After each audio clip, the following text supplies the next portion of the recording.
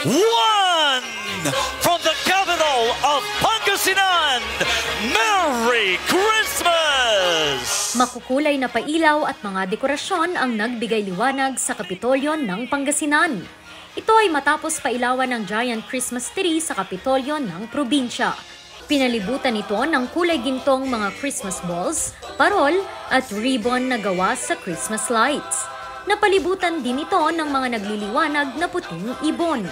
May nakadisplay ring mga estatwa ng tatlong hari at higanting bilen.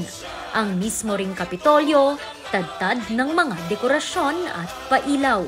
We decided to make our Christmas lighting grand, but I did not expect that it will be this grand, the beauty and the wealth and the riches of the province of Pangasinan.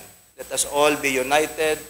Let us be in one with the vision of making this province a province of great opportunities.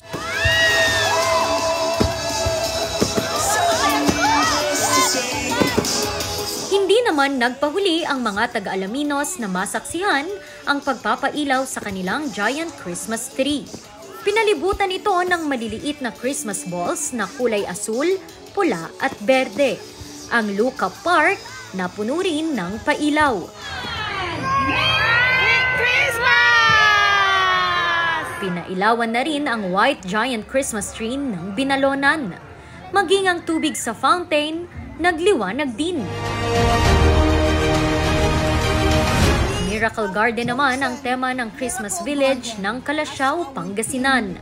Higanteng mga Christmas characters, Christmas houses at Christmas tree na gawa sa mga bulaklak at snow ang nagpangiti sa mga residente.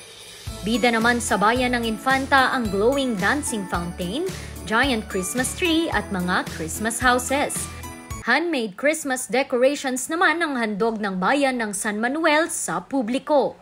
Ang mga Christmas characters hanggang sa mga Christmas houses, mga parol at maging premyo ng mga nanalo sa mga palaro, lahat halos ay recycled. Disney ang kanilang tema ngayong taon. Aasahan ang mas enggrande pang mga pailaw at programa sa probinsya, lalo na't 19 na araw na lang, Pasko na! Ren de Guzman para sa Luzon Headlines.